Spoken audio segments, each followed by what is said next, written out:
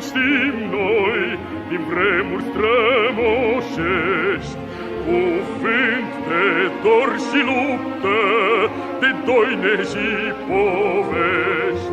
Dar dacă astăzi pacea e lege și scut, e pentru că pe lume partidul s-a născut.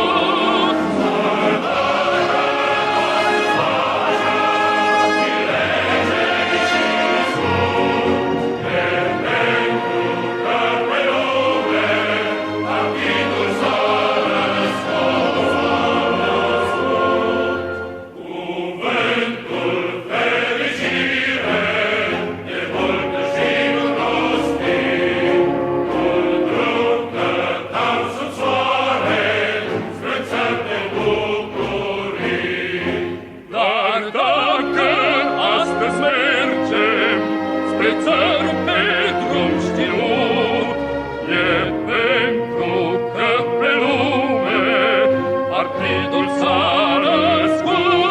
E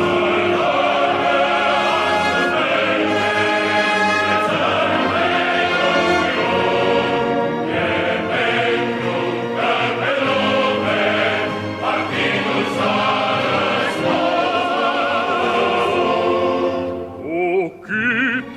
dulci cuvinte le-am moștenit în grai, doar bănuiam ce înseamnă, ce tâlcuri au sub strai.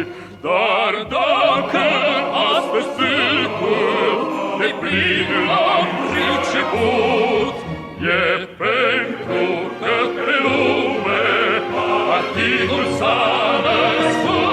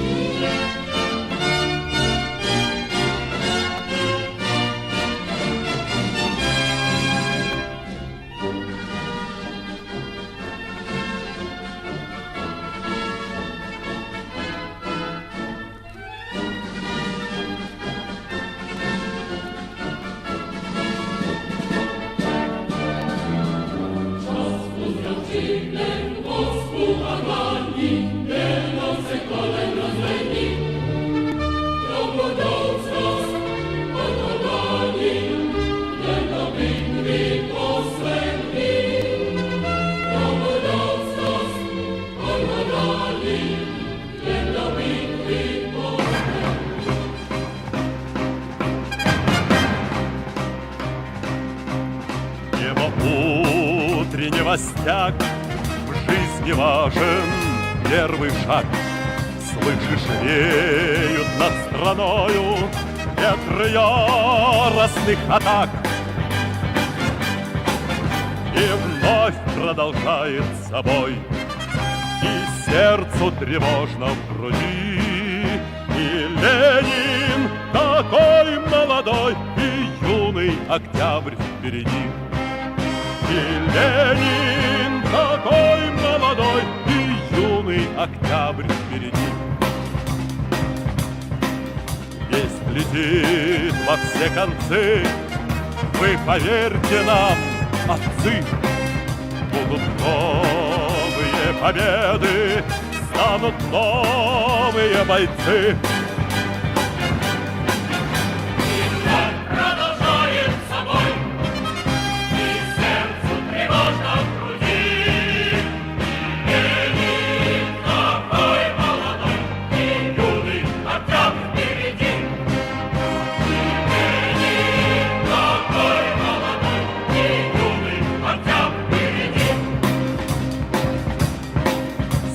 Милости не жди, жизнь для правды не щади.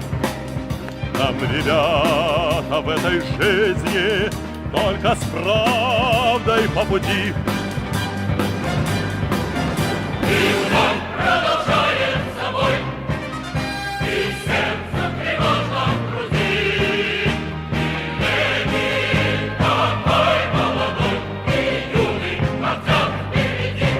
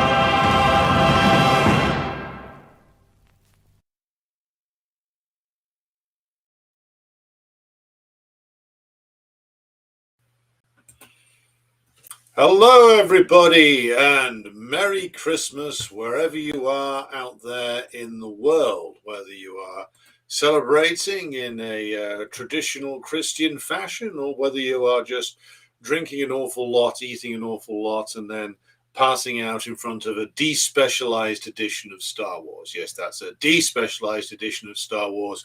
I will not dignify George Lucas's CGI obsessions by watching the remastered or remade or re-CGI'd versions of the originals. The only acceptable form of Star Wars to watch at Christmas or at any other time of the year is the original despecialized editions, which of course you can obtain through various different means available on the internet that I won't mention here. Shout out also to people who made fan edits of the Star Wars prequels that cut out a lot of the extraneous Jar Jar Binks. I'll be enjoying some of those as well over the next couple of years. But welcome. It is a Christmas special or Christmas spectacular in which we look back over the course of the last year. And of course, I'll be taking your questions, answering your comments, and yes, generally bringing out some much needed communist festive cheer for this time of year.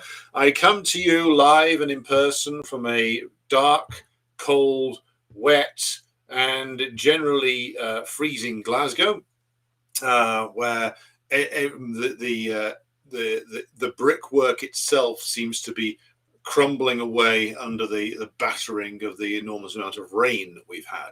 But there you go, all good fun. Wouldn't be Scotland unless it was freezing cold and soggy. So we will begin with a look at a few things that have been the big stories over the last 12 months or so.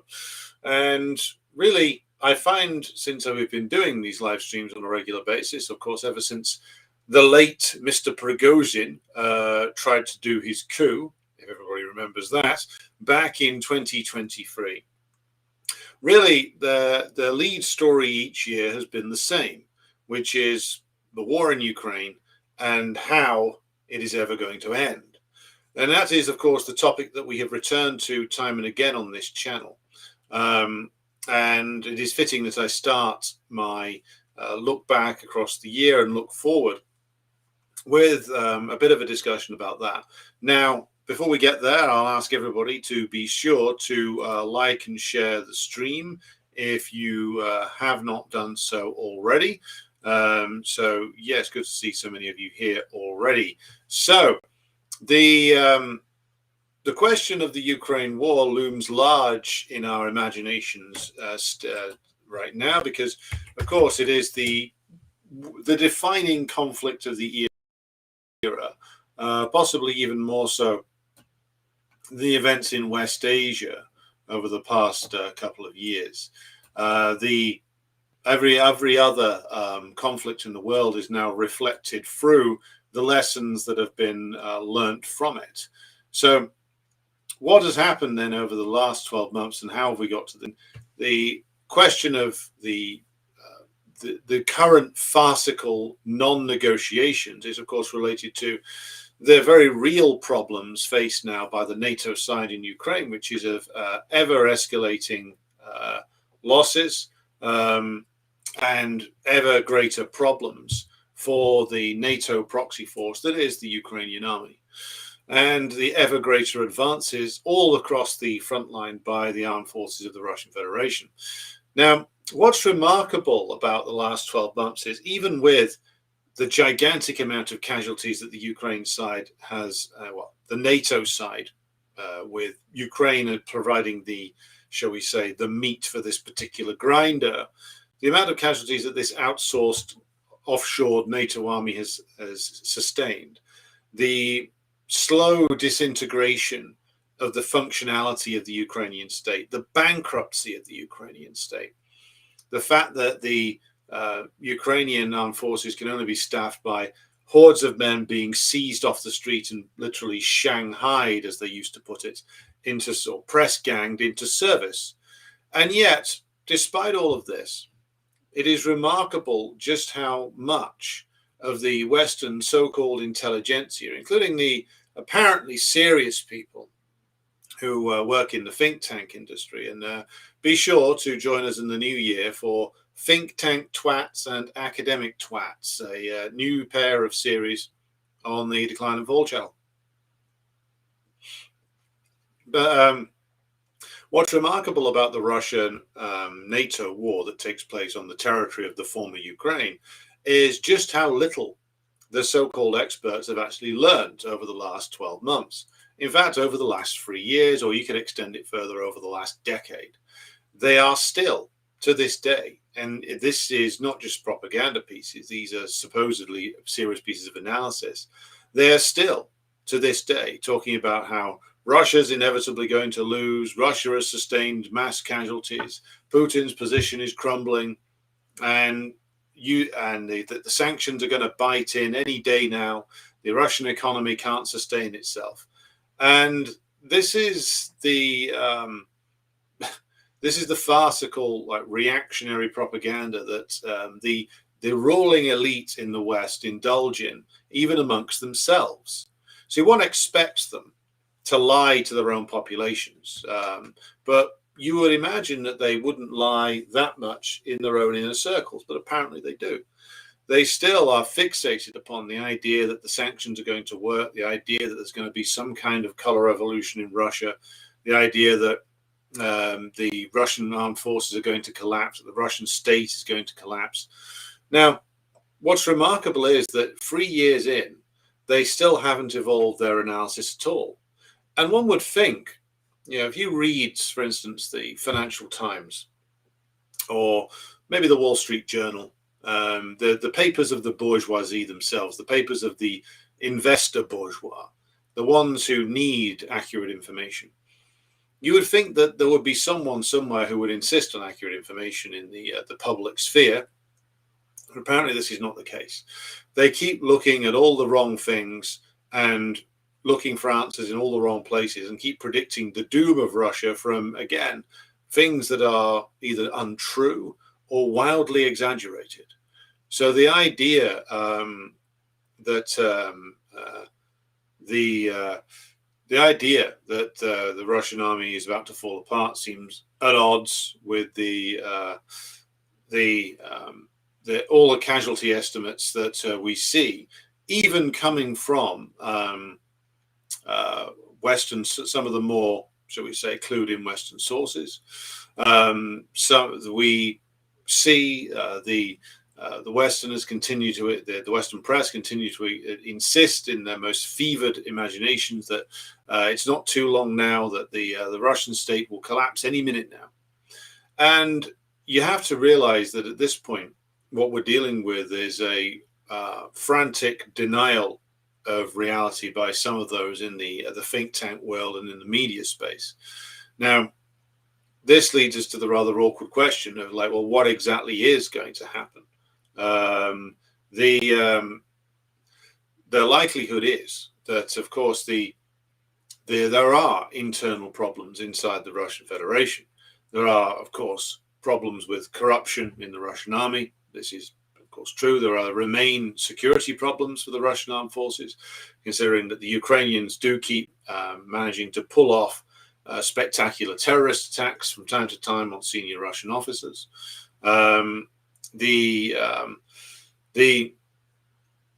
There remain contradictions within the ruling stratum of the Russian Federation, within the Putin system, between the oligarchy, the Russian capitalist class, who are, of course, privately desperate for the war to end. Privately, they're desperate to take whatever deal that Trump is prepared to put in front of them. But for all the fact that Russian losses have been considerably fewer than Ukrainian losses, according to most estimates, there still remains the fact that the Ukrainian, the Russian forces still have lost, well, depending upon what estimate you look at least 150,000 men, which, as we've said before, is the most that any Russian or Soviet army has lost since the Great Patriotic War itself. So Putin and those around him can't very well just turn around and take any old sellout deal offered by Trump via Steve Witkoff and Jared, the thin white puke Kushner. So the difficulty, as we've emphasized before, in selling out is very much there. The Russian population would react very badly towards it. And the interesting thing is that the Western press is still obsessed with the idea that the lead opposition to Putin comes from Russian nationalists or Russian monarchist types, which of course isn't true.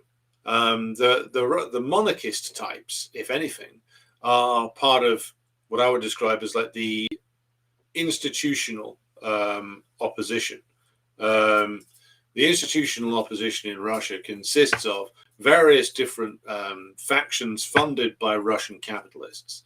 The monarchists, the ultra-Orthodox Christian types, the Russian fascists who didn't run away and start fighting on the same side as Azov in Ukraine. They are largely tied to one oligarch or another who are pretty firmly under the control of the Russian ruling stratum. No, the real opposition to the Putin system, of course, remains the Communist Party of the Russian Federation, which is strangely absent in all of the Western analysis that I've read. Either these people are wildly dishonest, which of course they are, but in failing to mention who the actual opposition party is, because the communism is like one of those things where they don't like to speak its name, even though they constantly accuse everybody else of being a communist. But I think in some cases it's genuine laziness and stupidity. If you speak to some of the people who make up the think tank world, who work in like the Foreign and Commonwealth Office and associated NGOs, what you find with them is like an astonishing and very deep ignorance, not only of Russia, but of other places as well, China and Iran in particular. But the ignorance with regard to Russia is quite surprising. Like many of these people just will not know that the second placed party in the Russian Duma, and consistently the second placed party, has been the Communist Party of the Russian Federation and has been for 30 years. That they should have won the presidency in 1996. And you talk to some people about it who consider themselves well-informed liberals, and they're baffled by it, can't work it out, because in their head, the opposition to Putin comes from like czarists and orthodoxy freaks and people like that.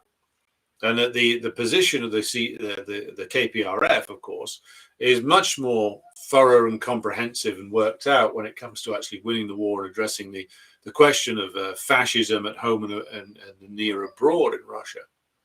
And the latest from this is that I'm going to have to pause because I have a frantically whinging dog behind me. So just bear with me. I'll be back in a minute.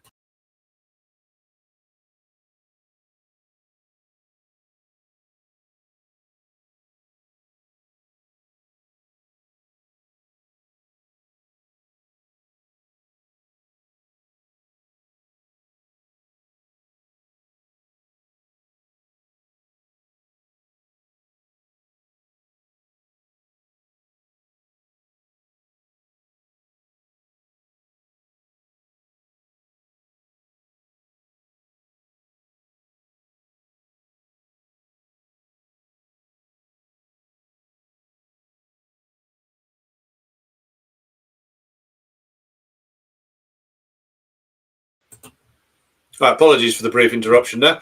Now, to conclude the thought, the foolishness and ignorance will continue until a conclusion is reached. Now, is there going to be a conclusion at some point in the next year?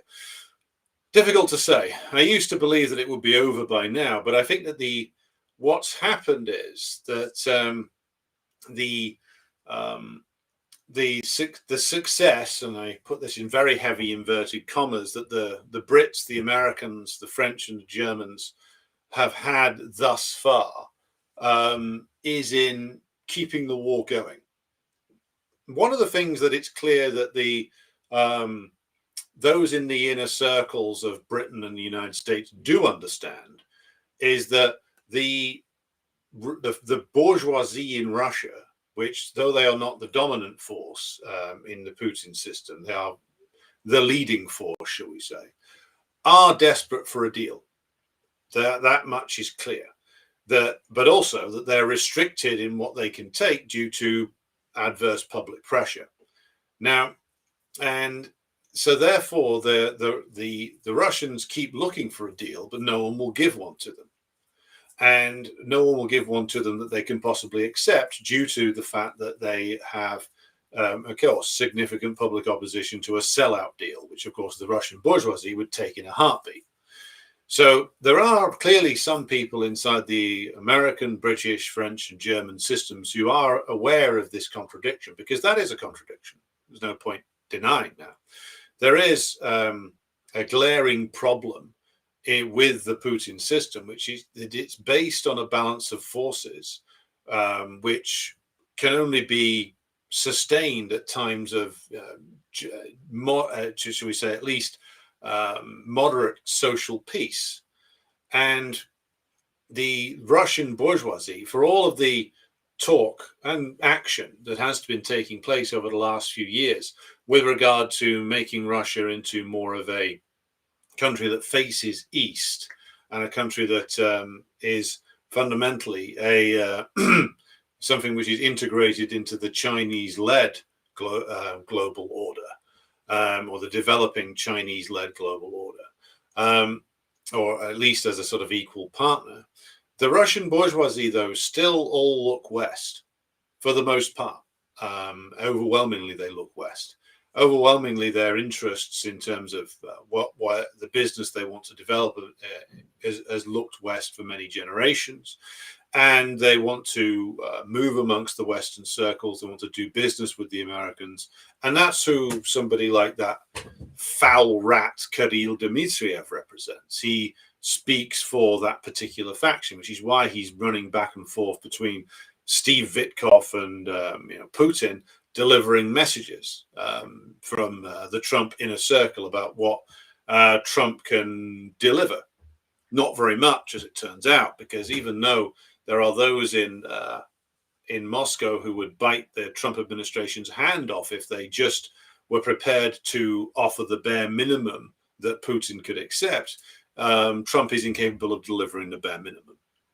Now, there may be some kind of method in this cruel madness, as I've said before, beyond what, blabbermouth, perma-tanned orange buffoons like Trump say, beyond what that corset-wearing catamite Keir Starmer says, beyond what little Emmanuel Macron or walking blow-up doll Friedrich Merz says. The people who actually strategize inside London and Washington, they do understand something, which is that they if they can keep the war going, they hope, amplify contradictions and maybe even antagonisms inside Russia itself. This is clearly what they want to do. It's clearly what the dominant factions in London, certainly, but also Paris, Berlin, and Washington do want to do. Forget what Trump says. Trump's an irrelevance at this stage. Always has been. He had his chance to try and sort of build himself some sort of American Bonapartism, but the class forces in the United States just aren't set up for that. Nor is Trump set up for that either. Trump, as is now absolutely obvious from the latest Epstein leaks, is a deeply compromised figure. Maybe as compromised as Bill Clinton, possibly even more so. We'll come to that in just a moment. The point is that the aim of the big imperialist powers is to keep the war going. Doesn't matter how many Ukrainians die, that's an irrelevance to them, and hope that the internal contradictions in Russia ignite. And the only way this could work, though, is if the in this sort of fantastical way that the Western liberals imagine. It is if the bourgeoisie in Russia gets its way and a sellout deal is taken, that will create serious discontent within Russia itself. Now, somebody pointed out in the comments that Moscow and St. Petersburg are very heavily bourgeoisified places. And that's certainly, from what I've seen, I mean, I've not been to either of these places, that seems to be rather true. And again, this is quite a deliberate maneuver on behalf of the ruling circles in Russia. Now, outside of the major urban centers or the major Western cities in Russia, it is probably a very, very different place. At least that's what I'm told. Much more heavily proletarian, much poorer, much less developed. So much like many of the places in the West, you have the two big cities, Moscow and St. Petersburg, being sort of showpiece areas, and then everywhere else is more than likely many, many years behind that. Now, is the Russian government capable of evening that out? Maybe, maybe not. I lean towards being probably not able to resolve this. And here I'll get to the major point here. The Russian bourgeoisie, I don't think, is going to be capable of resolving the issues behind the war.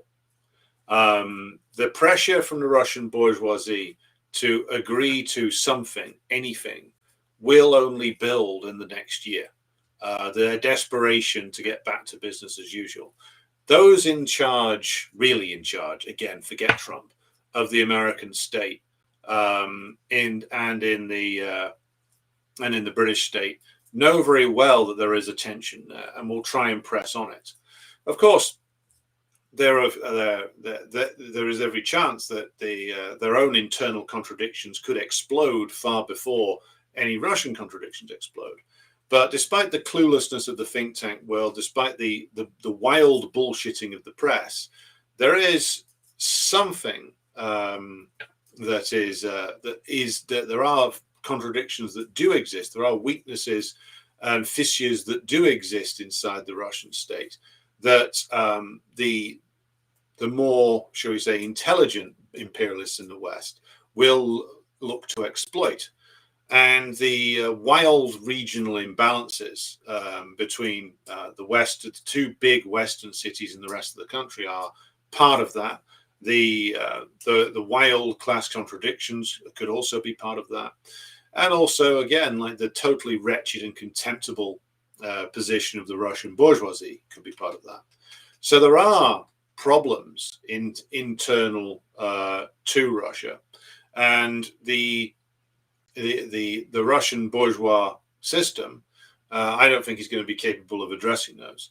It is, of course, the overwhelmingly likely outcome that the Russians will win the war somehow, but they will have to significantly up the ante in order to do so. They've been desperately trying to avoid what will now be, of course, necessary, which is the destruction of the Kiev regime itself. That will have to be something that eventually that they do, because that Kiev regime is never going to surrender. It's not a matter of bravery, by the way, on behalf of President Greenscreen and his coke-addled friends. This is a matter of survival. They want to get out. Now, Zelensky and co., even if by some miracle Ukraine or the NATO side were to win the war, Zelensky would then more than likely flee Ukraine and go as far away as possible, maybe to Israel, more likely, though, to Britain or the United States. That is where he's going. That is where he will end up going. And he cannot give up anything because his handlers will not allow him to give up anything. His handlers, of course, are principally in London, Paris, Berlin, and Washington, D.C. Again, forget what Trump says. They will not allow him to give anything up. And so, therefore, he will not. Therefore, the Ukrainian side will continue to fight and field press-ganged armies of men backed up by punishment battalions who will shoot any man who tries to retreat or surrender.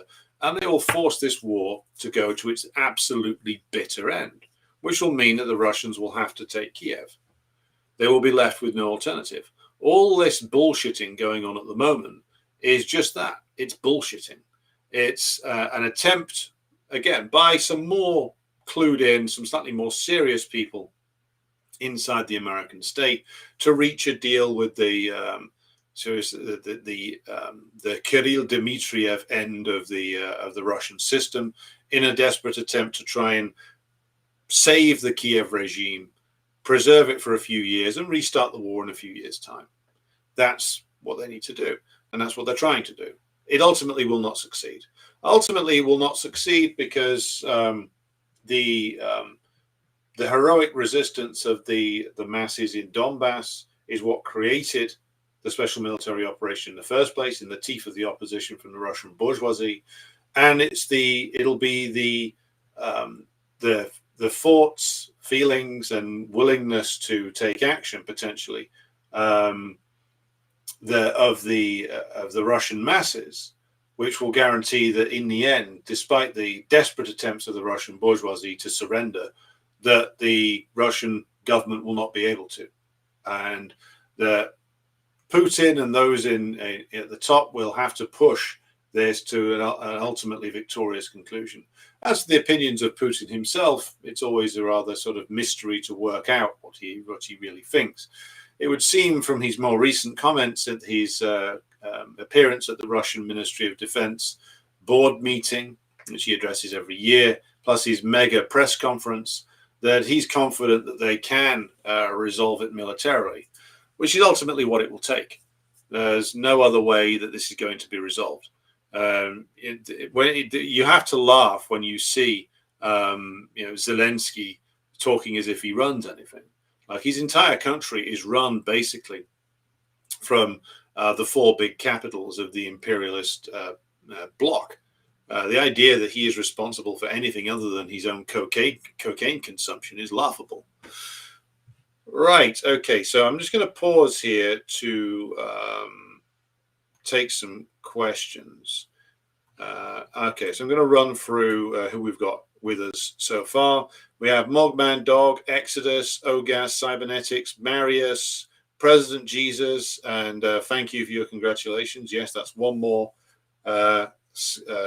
Scottish national in the world come January.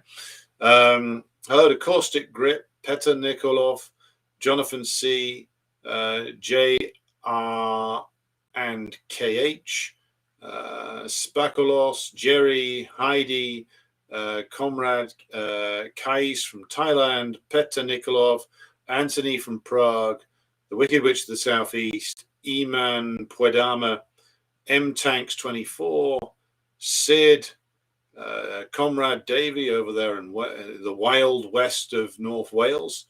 Hello to Brick by Brick and all the comrades from the ACP. And hello to Chris Rogers in Southeast Wales. And we got Jessica and Lefty Memory and Comrade Joward and Anthony Welch, N. Minkowski, Walter Keating. Good evening and Merry Christmas to you all. Not long to go now, comrades. Right. Sid says, lots of us find it remarkable that NATO has kept the Kiev regime afloat for so long, but we need to realize that much of the surplus of Europe is being plundered in order to sustain it. Yes, indeed. Basically, what the Russians have had to fight is the military industrial potential of the entire NATO bloc. Turns out that was considerable in terms of the amount of stuff they had in reserve, but they had very little capacity to replace it once it had all been lost. And that's another key realization of the last year. Not only is it the case that the NATO bloc has been deindustrialized,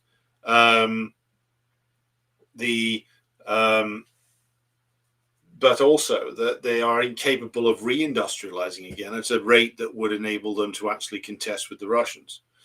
Edward, hello to you. And you say, me and Comrade Pavel are talking and comparing anti-communist narratives from our families. One thing is constant. They all pray at the church of consumerism and trash Soviet-era consumer goods availability. I've always wondered, I mean, I know I never went to the Soviet Union, but the fact that the basics of life were all readily available in the Soviet Union, when of course they were only available dependent upon your ability to pay in the West. The idea that we've talked about this before, the idea that everybody is having living in a consumerist paradise in the West. I mean, this is all like fanciful stuff. Like I've talked before about like what my own upbringing was like. And we weren't, I would never claim that we were poor by any stretch of the imagination. Like both my parents had decently paying jobs when I was a kid, but like we weren't like rolling in consumer goods. Like this was something that like neither me nor like most of the people I grew up with, and we weren't the poor end of the working class either. And it's much worse now. So like the image that some of these Eastern European anti-communists have of the West is incredibly foolish, to say the least. And principally, though, the blame for this has to go to the revisionists. The revisionists, starting with Khrushchev and others, who used entirely the wrong metrics to try to measure their success against the West, rather than going to the masses and explaining that socialist development was about something more sustainable and long term. That in the end it would produce a better life for the masses. They chose to chase after the same metrics of success that the West was using, the availability of consumer goods, etc. So the fact that so many people in the East came to believe in this actually starts with a failure by the revisionists, or perhaps a deliberate piece of sabotage by the revisionists, at the highest levels of the CPSU and the Eastern European workers' parties, as was in the People's Democracies. There is an argument to make about what kind of goods should be available, how these should be distributed, how these should be produced, etc., which can posit socialism as delivering a more sustainable, richer, long-term life than capitalism can. But instead of which, the revisionists just chose to make the direct comparison that they were going to outcompete the West on the availability of consumer goods, which was never going to work. So again, this was a failure of the revisionists that manifested itself in only building anti-communist opinions in their own populations. Right. Hello to Dan Lindstrom. Hello to who else we got here? Gonzalo Cabrera. Right. What else we got here? Just scrolling through. Walter Keating says Putin himself in the interview with Tucker Carlson said plainly Russia is a bourgeois country. Well, he said Russia is a capitalist country, very clearly, and obviously it is. Maria says many bourgeois analysts think the KPRF is a fake party that is propped up as a loyal opposition to the polls are all fake, a position parroted by Russophobic leftists. Yes, indeed. They don't take into account the fact that the KPRF is in a, shall we say, sometimes very difficult relationship with the Kremlin. United Russia is a bourgeois party filled with some real crackpots, criminals, and scum. Let's just be honest about that. And KPRF representatives are constantly being legally harassed. Some of them get periodically imprisoned. Fake charges are brought against them. The KPRF leaders constantly complain about the fairness of various different Russian elections. So there's a lot of political contradictions in Russia that stem from the fact that the for all the Kremlin's concern about the nationality question in Russia, the biggest contradictions are class contradictions. And of course, that's not something the West wants to lean into. You know, they'd much prefer Putin to a re-emerged Soviet Union. Trust me.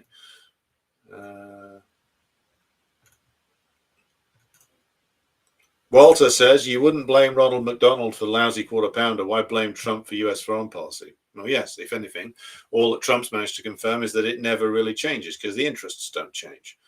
It's always a representation of the interests of the American ruling class, and the personnel in the state machine and the intelligentsia are just there to produce the actual policy to fit around those interests.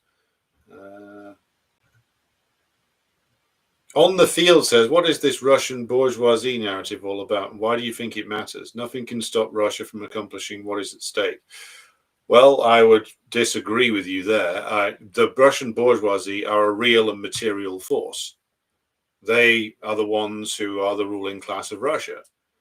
Now, yes, they've been somewhat contained and constrained over the last 10 years due to the fact that the Putin-led system has had to adapt itself to the being under siege by Western sanctions, but they're still there, and they're still important, unfortunately, and they're still as rotten and contemptible as they ever were. They're not a narrative. And as for nothing can stop Russia from accomplishing what is at stake, their own ruling class can stop them. I mean, we'll get to why Russia fights the war in the way that it is in just a moment, but I'd ask everybody to bear in mind that politics, as Clausewitz observed, is a continuation of policy by other means. And this explains the way that Russia is indeed fighting the war, and the way in which the Russians are fighting the war is, again, like some say, it's caution based on annihilating the capacity of the Kiev regime to actually field an army, which is true, but it's also based on caution due to the fact that kind of like sweeping advances that many people expected in the early part of the war would produce far, far higher levels of Russian casualties than it would seem have been seen so far. And that would be damaging to the Putin system. That would unbalance things, because the brunt, of course, of the casualties would be borne by the Russian working class. And if then the war is seen not as a war of national defense, but a war of the oligarchy, then this would create problems. Again, this is part of what the West was banking on. It didn't emerge as it turned out, because the class contradictions inside the Russian state are as such that the pro-peace camp are overwhelmingly an oligarchy camp, and the Russian masses are in favor of prosecuting the war until its final conclusion. The point is that the Russian bourgeoisie are the barrier to victory, because the Russian bourgeois system is constructed so there is a degree of unity behind the Putin system, as long as Putin for many, many years basically tried to sort of push an almost anti-politics. He wanted to oversee sort of generally growing incomes in Russia, though again, this was something that's principally seems to have benefited Moscow and St. Petersburg, and he wanted basically to make sure that the politics in Russia remained an elitist profession from which the great majority of the population were either excluded or kept docile enough not to want to have any real input into it. Now, with the way things have gone over the last decade, that's been obliged to change, but it's still the case that the Kremlin remains very cautious about mass casualty events. Now, some might have compared this to the Great Patriotic War, but of course, in the Great Patriotic War, there's a reason why the Soviet peoples could absorb mass casualty events or the massive losses that were sustained during the Great Patriotic War, and that was because the Russian masses understood that they were fighting to preserve a state in which they were, to a large extent, the ruling class. Now, you go back into the, as I've mentioned on numerous occasions, a quarter of a century to the World War One. The Tsarist state couldn't sustain much lower levels of casualties without imploding. Now, the reason why the USSR could take the number of losses that it did and still come out and win was because the masses knew what they were fighting for. Now, fast forward into now. Now, of course, the whole reason behind the war, from the Western point of view, is to destabilize the Russian state, which is why they knew very well that victory could never be won by Ukraine on the battlefield, but Ukraine could be used to destabilize Russia and exploit the contradictions therein. So far, that hasn't been successful. But because the Putin-led system cannot be sure that they could sustain the kind of massive casualties that would be sustained if they went and tried to, so we say, storm into Kiev a year ago or storm to Odessa a year ago, then they've had to adopt, but for reasons really of political utility, an approach which is much slower and much more cautious. And that's the root of why the approach that is being employed has been taken. It is a military decision, but born out of a political necessity that reflects the very contradictory nature of the Putin-led system. And this again shows us why everybody must read Clausewitz, because if you read Clausewitz, you understand that you must study the political natures, and of course by extension the political economic natures of the different contending systems here to actually understand what's going on. Same way you could apply this analysis to the United States. If you want to understand why the United States fights wars in the way that it does, largely using either air power on people who can't shoot back, or naval power on people who don't have shipping, or just sanctions wars and proxies and mercenary forces to fight its wars for it, then you have to understand the nature of its own internal regime and its contradictions, which make the United States' internal regime probably more fragile than the Russian one in terms of its ability to sustain massive casualties. Remember, the war in Vietnam led ultimately to just over 50,000 American casualties, and that was spread over a number of years. Most of those came between 65 and 72. Now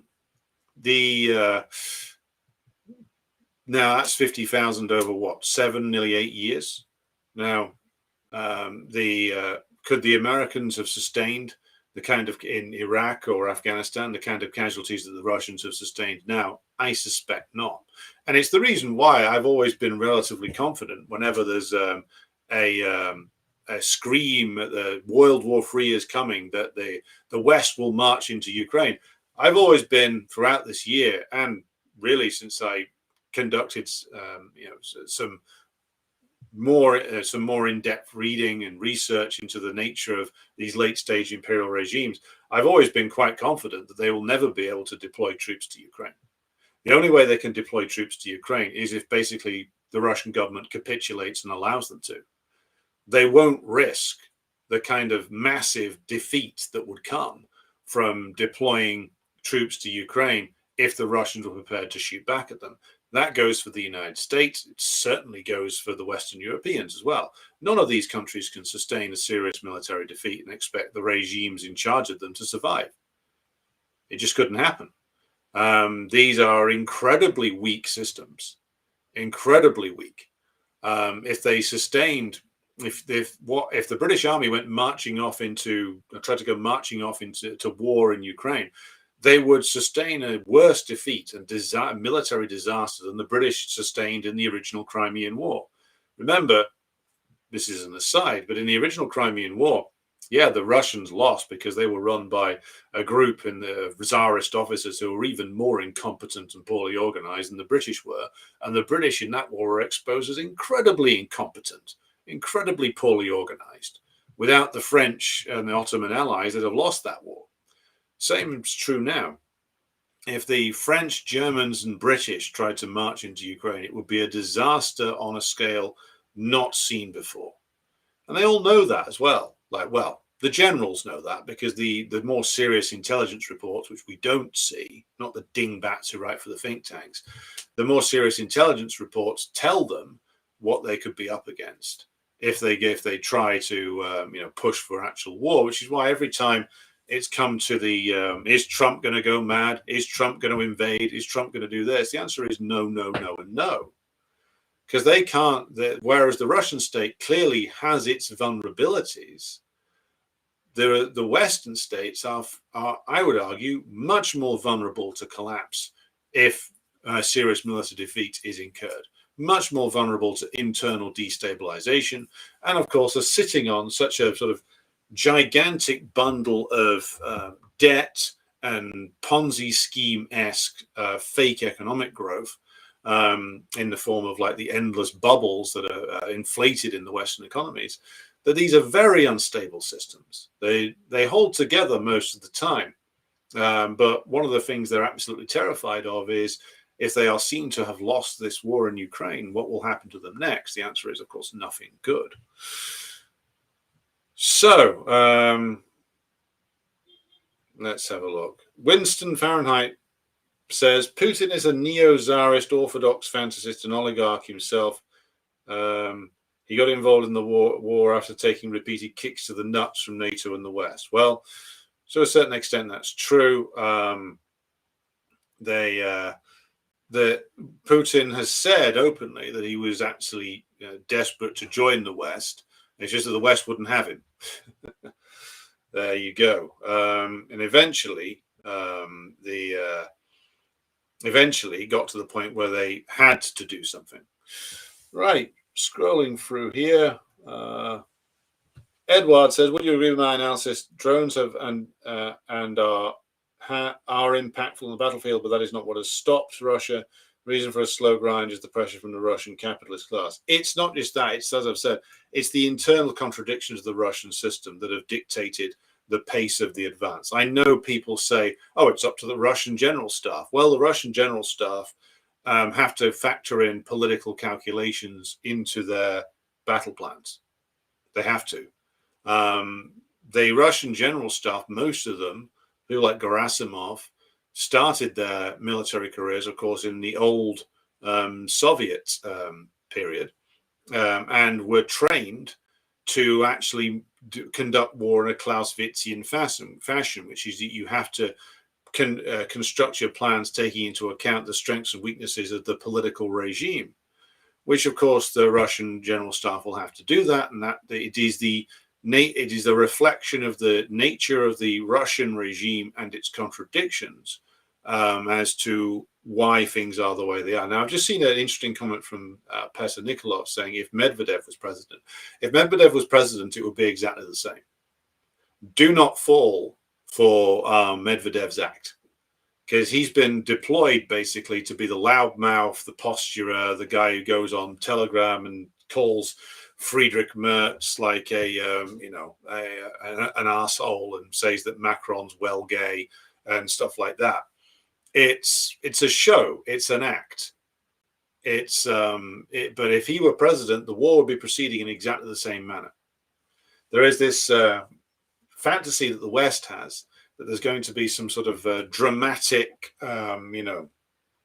Alexander Nevsky type Russian nationalist revolt after the liberal Putin has gone. No, the Russian system is the way it is, and its president would always be somebody who was cautious in terms of making this war, as much out of fear of exploding internal contradictions in Russia, in fact, more out of fear of the internal contradictions in Russia than they are of the military capabilities of the West, which are very limited.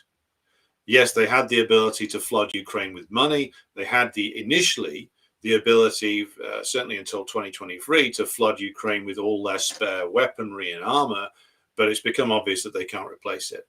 It's not out of fear of Western military capacity that the Russian advance is the way it is. It's the internal contradictions of the Russian system and the potential dangers that lie therein for the Russian ruling stratum that has dictated the way in which the war will be fought. What about if Zhirinovsky was president? Well, he would never have been allowed to be president, basically. What we have to bear in mind is most of these Russian blowhards are exactly what the name suggests, which is that they talk a lot of shit, but most of them are bourgeois clowns. Zhirinovsky was a clown, fundamentally. Yes, he said something that turned out to be accurate, but he was fundamentally just a showman, an entertainer, a guy who was on TV when it came down to it. What else have we got here?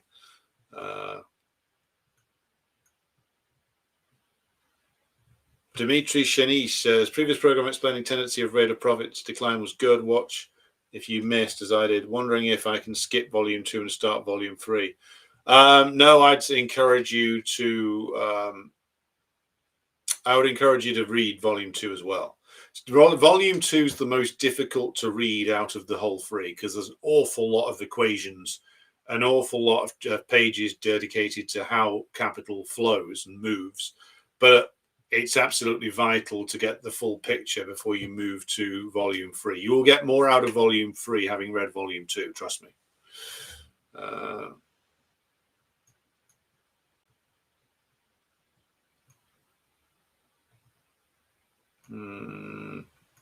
Hello to Harold also. Hello to Rob the Slav on Rumble and to Abtin. Hello to you, comrades. Dimitri says, Harpal Bra put it clearly in the title of his book. This was a failure of revisionism. Very true. All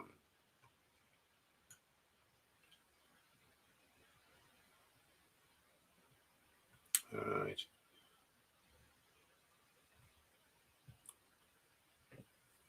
Have I started reading Gabriel Rockhill, Who Paid the Paper of Western Marxism? Yes, I've started reading that. I'll do a full book report on it when I've finished it.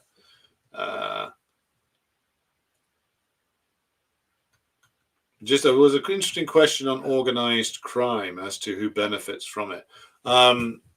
If you've listened to the interview that we did on the Decline and Fall show with Aaron Good, that's a good place to start when it comes to understanding the place of organized crime in the West. Organized crime is the organized criminals are a faction within the bourgeois system.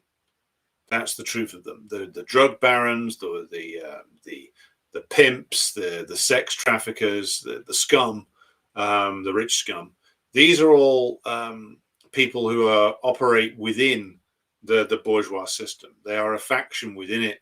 They have a certain relationship with the state forces. Some of them, the low-level guys, will end up inside. Quite a lot of them will end up inside. The higher-level ones will mysteriously always get away with it, unless, of course, they anger their friends in the system, and then in which case they will then be thrown in prison. Organized crime is a constant under capitalism because, of course, capitalism generates the conditions in which it can thrive. It's also something which is very useful for the capitalist class to have these people who can run networks for them that are completely illegal and who are specialists in murder, in sabotage, in terrorizing people. Plus, it's always good to keep a group that organizes lumpenized criminal elements on the books, just in case you need to terrorize somebody. That's one of the things you realize once you dig into the histories of organized crime. There's always a deep connection between the senior levels of organized crime and the senior levels of the state. This is often managed by the intelligence services, but this is what Peter Dale Scott has written about, Aaron Good has written about. It's true in the United States, most certainly. It's true here as well. The gangsters in Britain are a little less high profile, but they're there. They have a similar interesting relationship with the British state, and that will continue for as long as imperialism continues. Yeah, organized crime is a faction within the political networks of the ruling class, basically.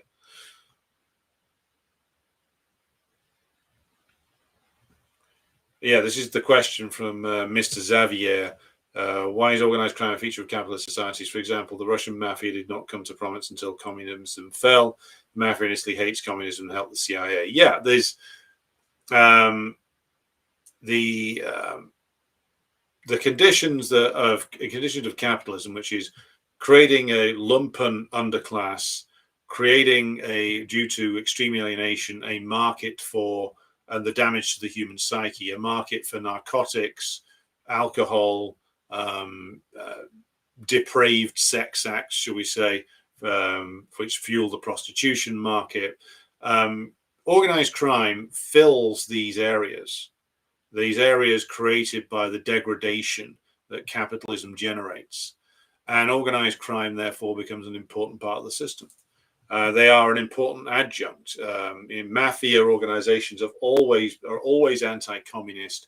They're always run by like jumped up lumpens or sort of bourgeois or wannabe bourgeois types who mobilize criminals to terrorize and destroy working class organizations. The mafia has always been an ally of the ruling class. Okay.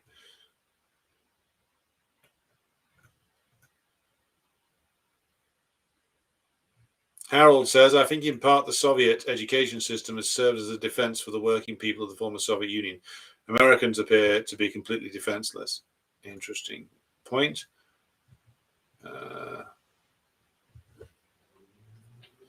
Vidnosh 7406 says the weapons of Russia are education, healthcare, and housing. That is what the West fears the most, since the plundering of the reserves to bring the system down.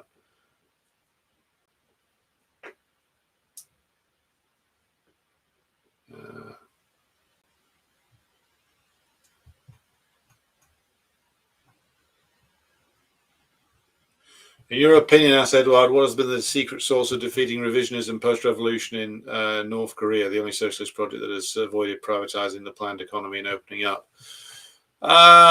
You know what? I think the fact that they kept and retained the dictatorship of the proletariat to this day, the fact that, I mean, Kim Il-sung, Kim Jong-il, Kim Jong-un, they all sought to create, I mean, this is why Juche came into existence. It's a Korean expression of Marxism-Leninism. It's literally Marxism-Leninism with Korean characteristics. They managed to turn the revolution into a way of remaking the whole Korean nation very successfully. And so that and the maintenance of the dictatorship of the proletariat, and the fact they didn't give an inch on anything with regard to even like culture on the cultural level, they've maintained a very strict control over what comes into the country, what is shown there, etc. They have battled relentlessly against the promotion of bourgeois values, which none of the other systems have done. Has meant that they've been more successful than most, shall we say. More on that in the next year, by the way. Petr Nikolov says, Denis Pushilin is fully against the 28-point peace plan. He says victory is the only way to get justice. Very true. The militia in the old USSR in a couple of years turned from a trusted service to a distrusted, corrupt mess. Yeah. Again, a deliberate choice. Right. Lefty Memory 03 says, are the Europeans scared of the collapse of the Kiev regime? The main resistance groups in Ukraine are communists and anti-fascists. Yeah, the Europeans are scared of it. I think mainly because if the Kiev regime goes out of business and collapses, then they will be revealed very publicly as having lost. And that will be disastrous for them. That's the big reason why they're scared of it. Now, talking of organized crime, as we were just a moment ago, I thought it would be appropriate also to mention the Epstein revelations that have come out recently, is because, again, this proves that the the American state, and same with every other imperialist nation, is riddled with factions which clash with each other, row with each other, air their grievances in public. And this is really behind why you keep getting these Epstein revelations. It's the various different factions in the American ruling class and the American intelligentsia and the American political establishment all having a row out in the open, and all using the very real criminality of Epstein as a weapon to advance their own cause. Of course, in doing so, what they're doing basically is just completely destroying each other in the process. Because what's been revealed over the last few days, because Trump tried to bury the Epstein story completely. He tried to have his attorney general and idiot in chief, Pam Bondi, bury it. That didn't work because Trump had ill-advisedly made a load of promises on the campaign trail, which a lot of his own voters refused to forget about. And the Democrats opportunistically exploited it. And now we've had dueling releases from the House Oversight Committee and the DOJ, which of course revealed much of what we knew already. Photos of Billy Boy Clinton. Well, I had no idea there was Donald Trump was the one under the table. I thought it was a girl. And of course Trump himself being pictured until the picture was withdrawn on a aircraft filled with blonde teen girls. Also, a witness statement from somebody who swore that Trump and Epstein raped her, and also that Trump and Epstein not only did that, but did things that were considerably worse than that as well, including possibly murdering one of the women who was allegedly raped by Donald Trump. So this is fucking horrendous. Like the revelations that are in there are worse than, well, they're on a par with the darkest of like James Ellroy novels, basically. Whatever you might think that the American ruling class is capable of, and their disgusting nature, the reality is worse. The reality is so much worse. Like, not only is it the case that Trump, judging from his place in the Epstein files, is a wholly compromised figure, which loads of people in the establishment had a lot of dirt on. But then he also makes a mockery of the idea put out there by some grifters that Trump was going to lead an assault on the deep state. It's like, this guy is as compromised as it gets and has been for decades. And he's on the record talking about his, shall we say, interest in girls of a certain age. So that Trump would be so prominent in it, not exactly a surprise, but also just like all of the other creeps that are in there. Andrew Mountbatten Windsor, it's no coincidence that he picks one of his surnames to be that of a notorious upper crust paedophile. Of course, the late and unlamented Lord Louis Mountbatten being the inspiration there. People like Mick, that old rat Mick Jagger, Richard Branson. This is the bourgeoisie at play. This is what they're all like. You know, they're either crooks of the financial variety or perverts of the sexual variety, or both, in the case of Richard Branson, perhaps. And it shouldn't be a surprise to anybody. Whatever the imagination of the Marquis de Sade could come up with, the reality is always worse. Because this is what you have when you have a class of people who believe that there should never be any limits on their power or their perversions. Now, be sure to go and watch the Chomsky special if you haven't done so already, that we did on the Decline and Fall show. But the fact is that the fact that Chomsky was so close to Epstein and said it was a stimulating encounter. The idea that Jeffrey Epstein, who was, a middle brown moron in his intellect and tastes, would be an intellectually stimulating encounter, that's a joke.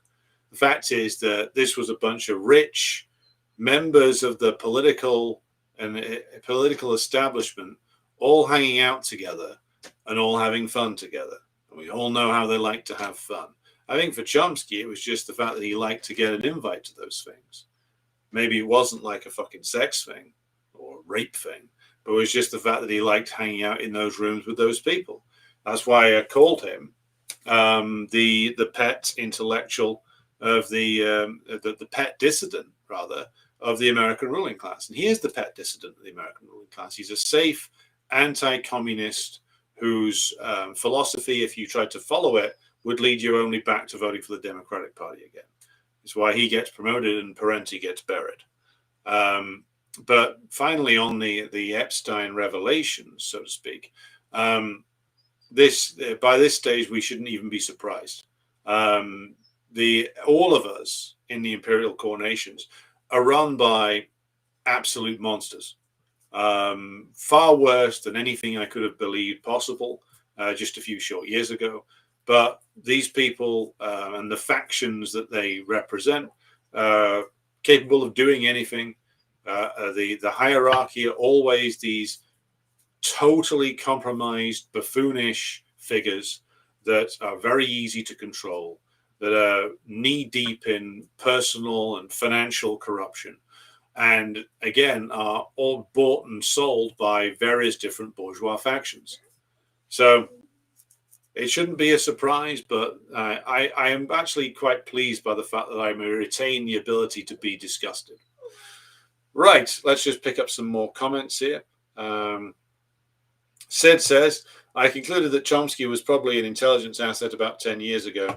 I think Hedges and Taibbi were too, or are. Well, Taibbi's definitely fucking compromised. I mean, that guy was out the other day defending Barry Weiss. I mean, Jesus, how much money do you have to be fucking taking from these people to do that? Hedges, I think he's dodgy as fuck. I've always said that. The fact that he wrote for so long for the New York Times tells you that he was a trusted man. If he wasn't a literal intelligence asset, then he could be relied upon to have the same shit ideas and opinions as the rest of the bourgeois journalistic clique. And the fact that he is again a rabid anti-communist is what gave him his career as a sort of licensed leftist, and he's still a rabid anti-communist to this day. His great heroes are George Orwell and people like and people who are like dissidents, so to speak, of the old people's democracies in the Soviet Union. So this is again should absolutely not be a surprise that this guy's that Hedges is dodgy. Again, you don't get to write for the New York Times without being a reactionary, being a trusted man. That's why, of course, in the past he's been a lover of Alexander Solzhenitsyn and people like that. There you go. Or as Walter Stoltzing says in the comments, Havel. Yeah, he was a big advocate for the Czech counter-revolution. Thought it was great, you know. Right. Okay. So what else have we got?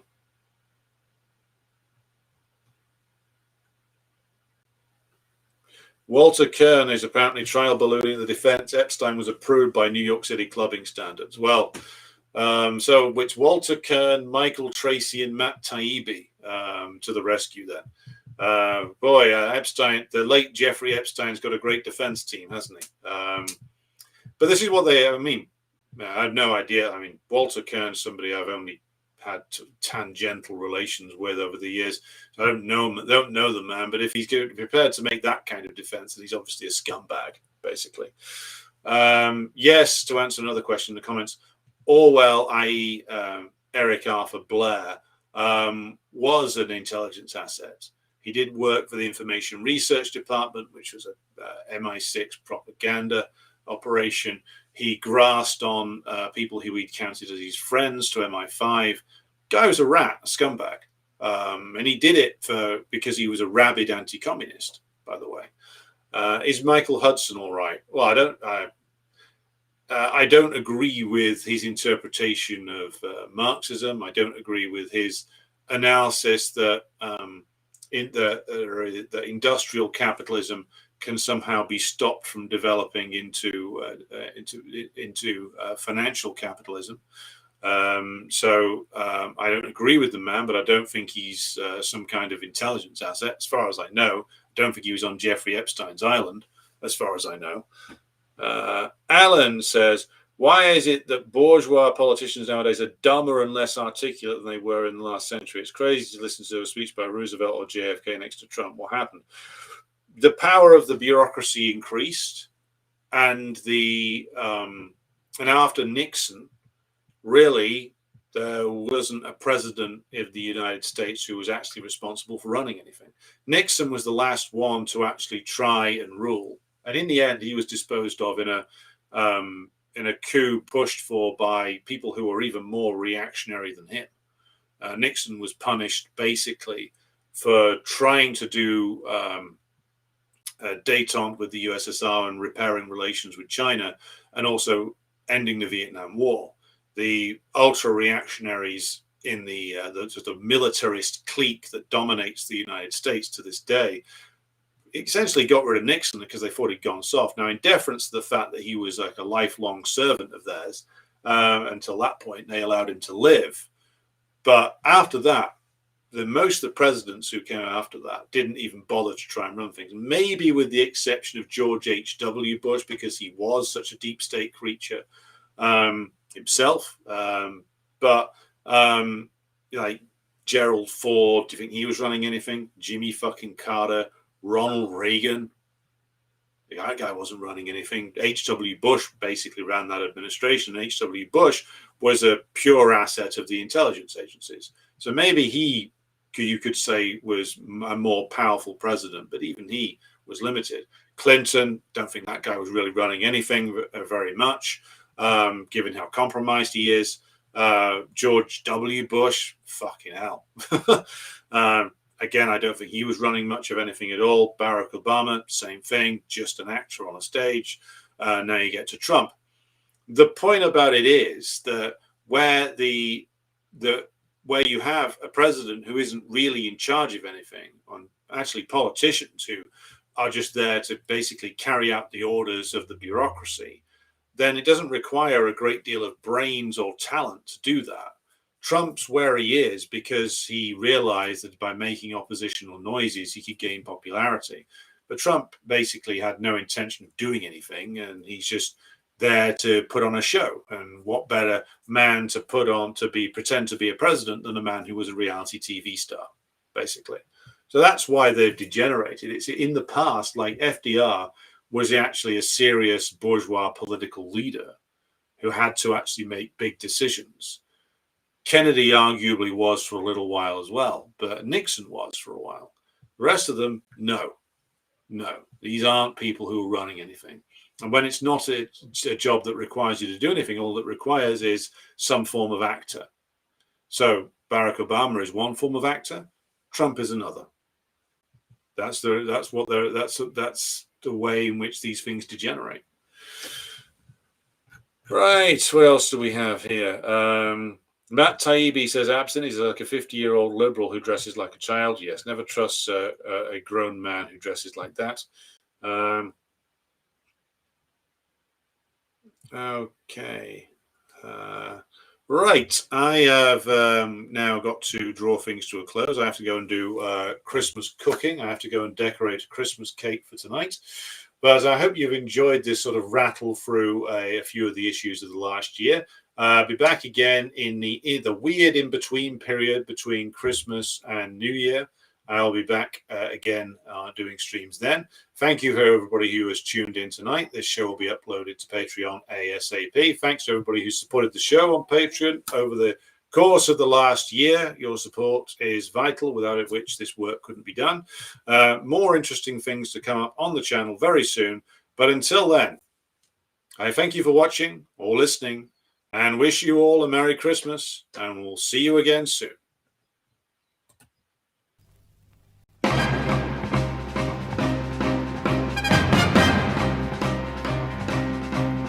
Небо утреннего стяг, в жизни важен первый шаг. Слышишь, реют над страною ветры яростных атак. И вновь продолжает собой, и сердцу тревожно в груди. И Ленин такой молодой, и юный октябрь впереди. И Ленин такой молодой, и юный октябрь впереди. Весть летит во все концы, вы поверьте нам, отцы, будут новые победы, станут новые бойцы. Продолжает собой, и сердцу тревожно в груди. Ленин такой молодой, и юный октябрь впереди. Ленин такой молодой, и юный октябрь впереди. С неба милости не жди, жизнь для правды не щади. Нам, ребята, в этой жизни только с правдой по пути. И вновь продолжает